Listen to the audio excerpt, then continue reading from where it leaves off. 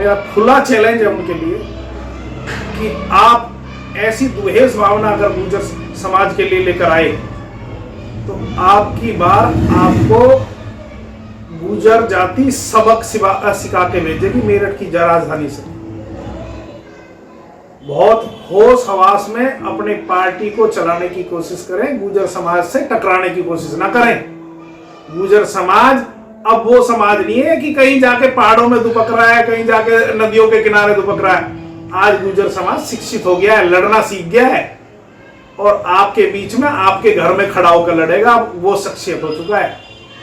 ये खुला चैलेंज है मेरे योगी सरकार को कि दिमाग से बिल्कुल निकाल दे कि अब गुर्जर जाति के ऊपर आप कोई और कालक पोतेंगे और गुर्जर खड़ा खड़ा देखता रहेगा, ऐसा अब होगा नहीं।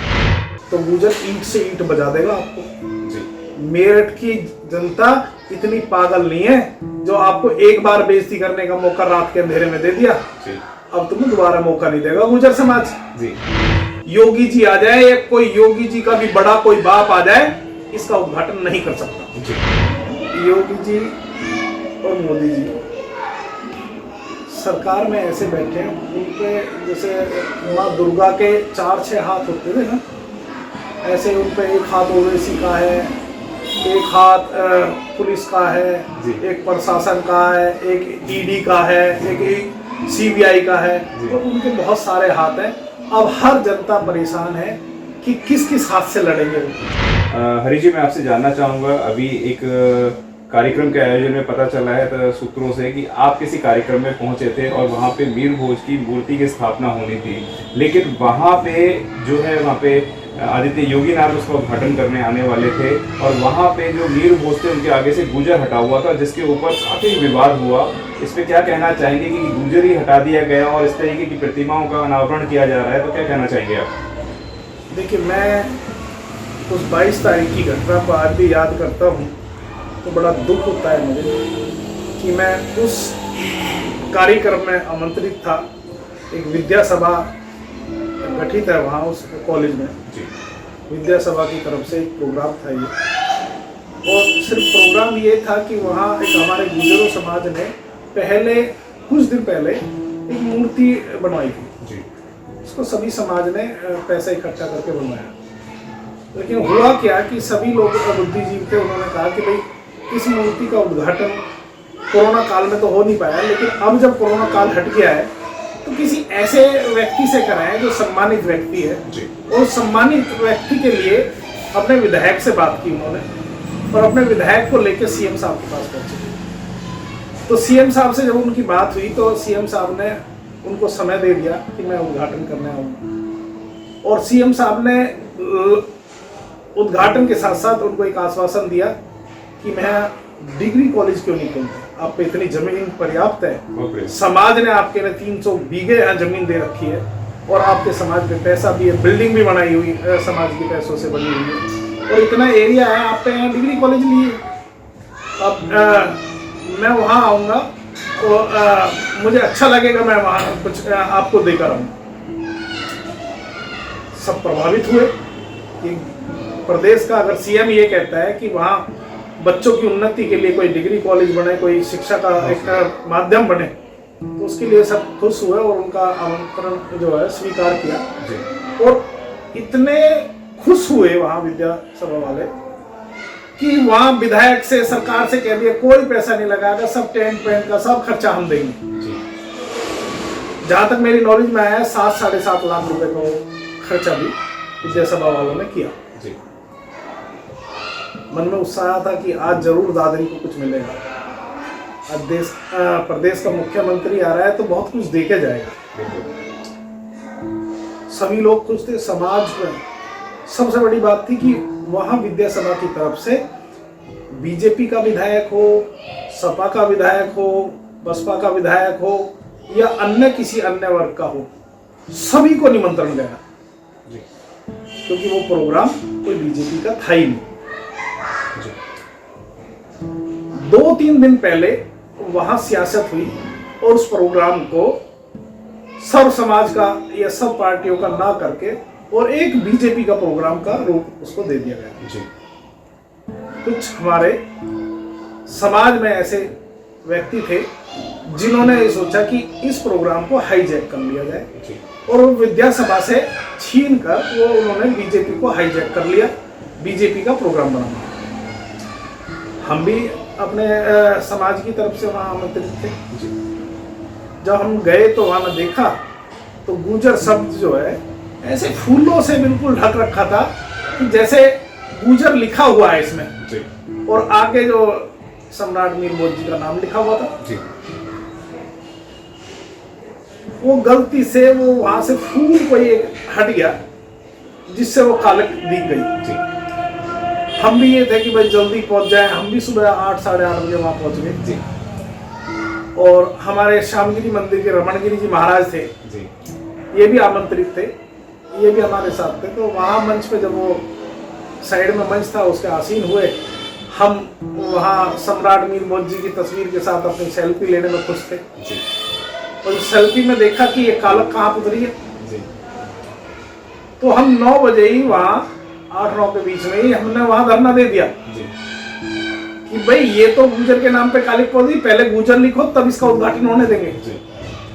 हमारा वहीं से हम डॉक्टर विवेक। अच्छा, आपके मन में कैसा विचार आया जब आपको लगा कि गुर्जरों के ऊपर ही कालिक ठोक दी गई, यानी कि सम्राट मीर भोज गुर्जर के आगे कालिक पोत दी गई, तो उसको क्या मन में ख्याल आया वो बताएं सबसे पहले। मैं अपने आत्मा की बात आपको बता रहा हूँ कि मेरे साथ अगर मुझे वहाँ ये पता पड़ जाता कि ये कालिक इस आदमी ने पोती है तो ये तो मैं नहीं था, नहीं है वो नहीं था। मेरे मन में ये था कि आज जिसने कालिक पोती है इसको जान से मार।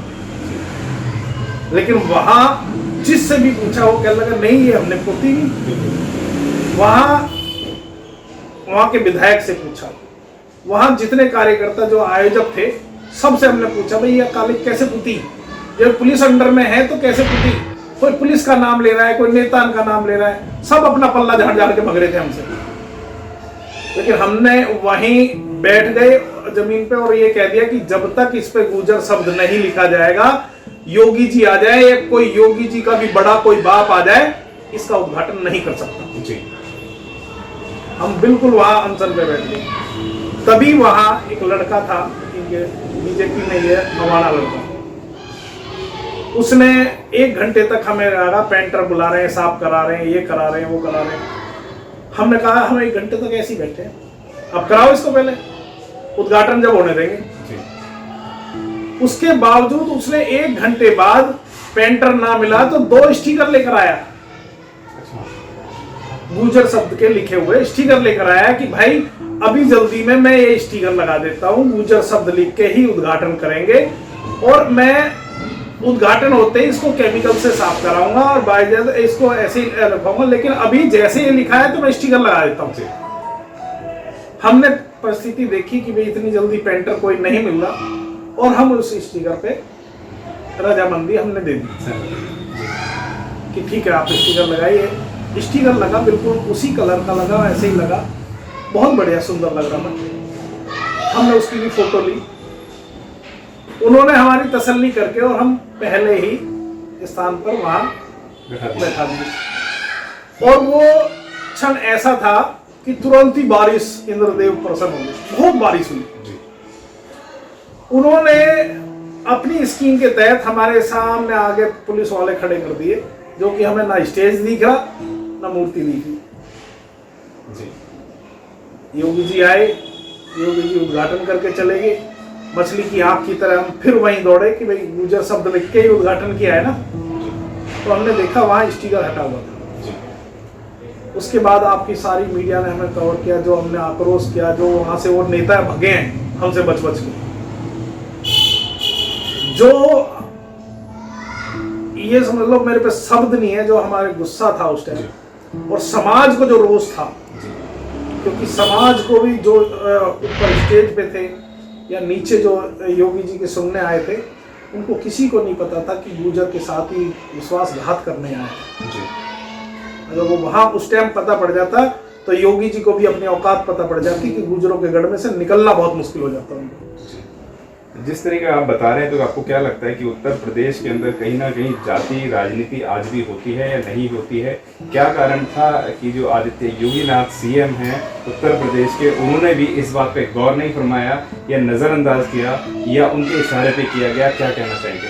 नहीं, वो तो जब एक दिन पहले गाजियाबाद आ गए जी, पुलिस लाइन में, वहां रुके वो, जी, तो वो तो वहां बैठ के स्कीम बनी थी। जी, और मैं कहता हूँ योगी आदित्यनाथ जी इतने घबरा गए, इतने डर गए कि राजपूत समाज ने ये कह दिया कि अगर आपने उद्घाटन कर दिया तो आपकी सीट को हला देंगे।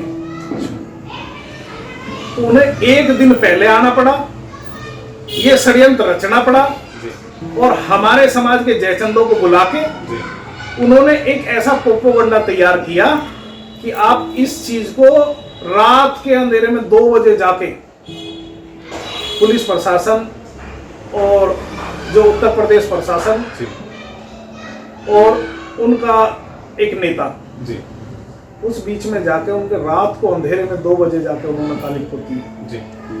अगर मैं मानता हूं कि अगर वो सही में समाज के या किसी समाज के द्वेष भावना नहीं रखते तो उनको खड़े होकर ये कह देना चाहिए था कि जब तक इस गुजर शब्द है तो मैं इसका उद्घाटन नहीं करूंगा। हमारे पास बहुत नेता थे, हम अपने किसी नेता से उद्घाटन करा लेते। किसी के बाप के पैसों से वो मूर्ति नहीं लगी हुई थी, किसी के बाप की जमीन में वो मूर्ति लगी हुई नहीं थी। गुजर समाज की धरोहर है, गुजर समाज के पैसों से, चंदों से वो मूर्ति बनी हुई थी। वहां किसी भी पार्टी का, किसी भी सरकार का 1 रुपया लगा हुआ नहीं।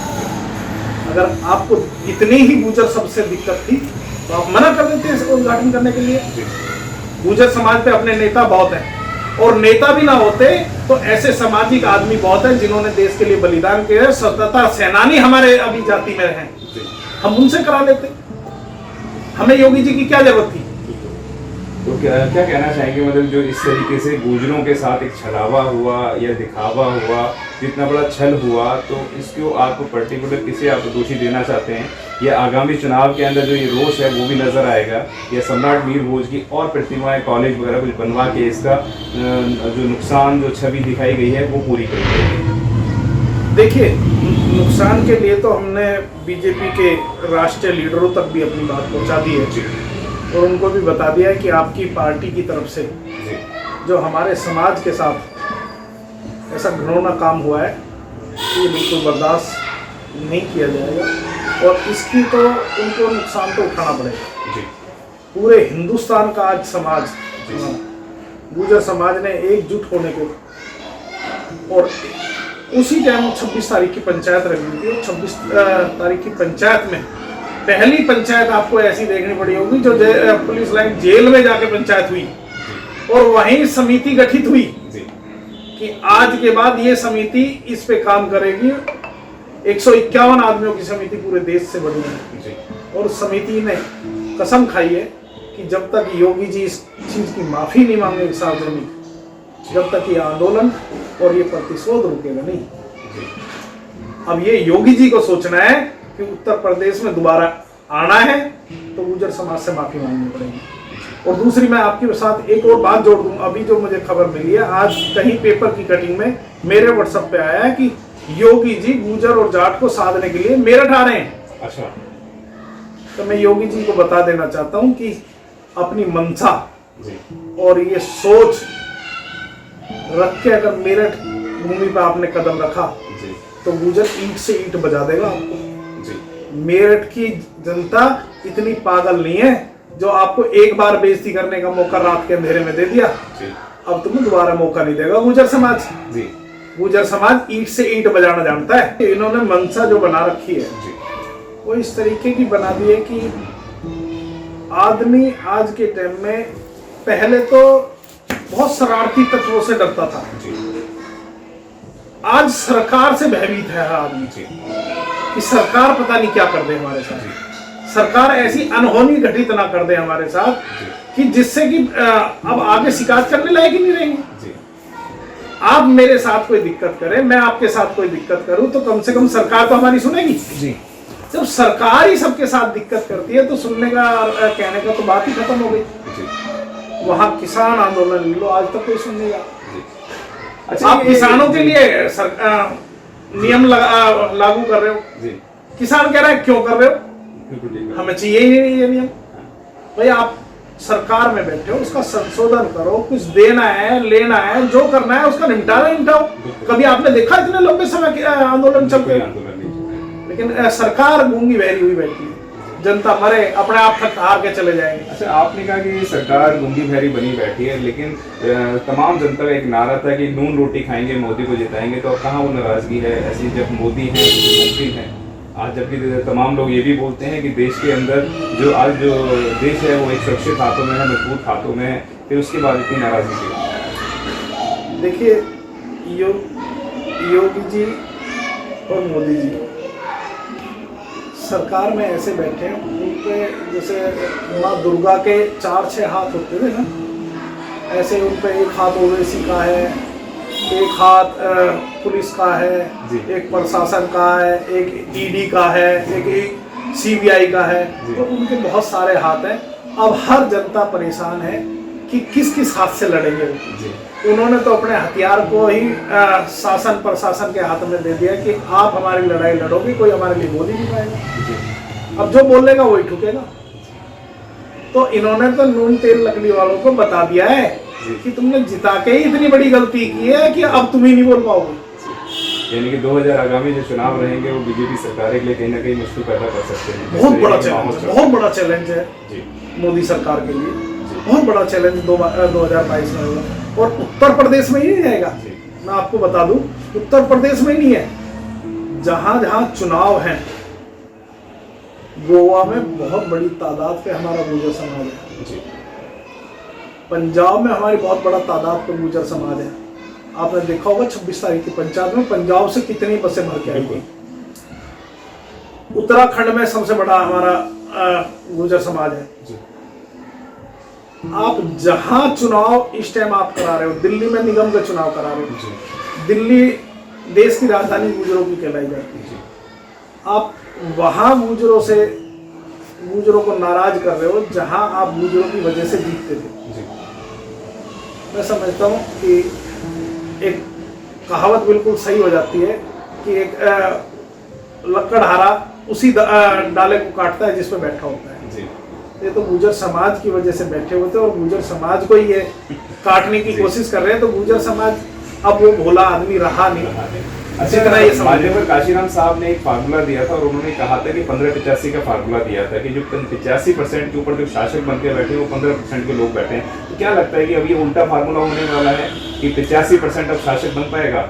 मैं आपको बता दूं, आपके जान के खुशी होगी कि हमारे अब गुर्जर समाज की जो लड़ाई है वो गुर्जर समाज की नहीं रही है। इसमें ओबीसी पूरा जुट के हमारे साथ आ गया है और अन्य समाज भी हमारे साथ आ गया है कि भाई गुर्जर समाज के साथ इतनी बड़ी जाति एक बहुत बड़ी स्कीम आपने के लिए। अब देखिए ना, ये राजपूत समाज को बदनाम करने की कोशिश करते थे, जबकि राजपूत समाज इतना गलत नहीं है। इसका एक संगठन है करनी सेना, क्योंकि राजपूत समाज आज भी हमसे जुड़े हुए हैं, हमारे लोग भी हैं, हमारे दोस्त भी हैं, हमारे भाई भी हैं। तो वो कहते हैं यार पता नहीं दूसरे के बाप को अपना बाप क्यों बना रहे हैं। वो हमारे से बोलते हैं कि यार भाई हमारे लोगों को पता नहीं, अकल नहीं है। वो भी बोलते हैं कि ये राजनीति स्टैंड है। हमसे आके बोलते हैं भाई साहब ये राजनीति स्टैंड है। हम उनकी बात को भी सुनते हैं, वो हमारे भाई हैं। हर वक्त उन्होंने कहा भाई एक नई पार्टी गठित हो रही है, ये उसको प्रोपेगेंडा चल रहा है, राजपूत बनाम गुर्जर करने की कोशिश की है। उनसे पहले इन्होंने कोशिश करी छत्री बनाम गुर्जर, लेकिन जो कहते हैं ना ऊपर वाला जो बैठा है वो सब चीज देखता है, गलत चीज को बहुत जल्दी नष्ट करता है। इनकी करनी सेना बहुत जल्दी नष्ट होती है। अब करनी सेना का कोई आदमी आगे नहीं आ रहा, क्योंकि हमने तथ्य लिए। मैं आपको अभी तथ्य दूंगा, 2 किताब प्रूफ दूंगा मैं आपसे। हमने प्रूफ के साथ बैठे हैं प्रेस क्लब में, हमने वहां कहा है कि आप आइए, अगर आप कहीं भी इसको साबित कर देंगे, करनी सेना को खुला चैलेंज दिया हमने कि आप आइए, अगर कहीं भी तथ्य पे आपने कहीं भी ये निकाल दिया कि भाई राजपूत समाज से, तो हम आज ही राजपूत समाज की लिख के मूर्ति लगवा देंगे। हमें कोई द्वेष भावना नहीं है किसी से। आप तथ्य ले आओ, अगर वो आपके हैं तो हम आपको सौंप देंगे।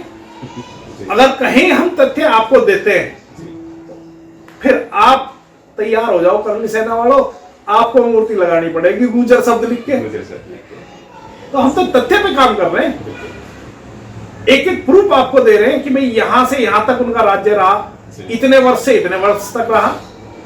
आप जहां से पूछोगे वहां से बताएंगे। ये तो जो राजनीति एजेंडे लेके चले करनी सेना, योगी जी ने एक करनी सेना खड़ी की है।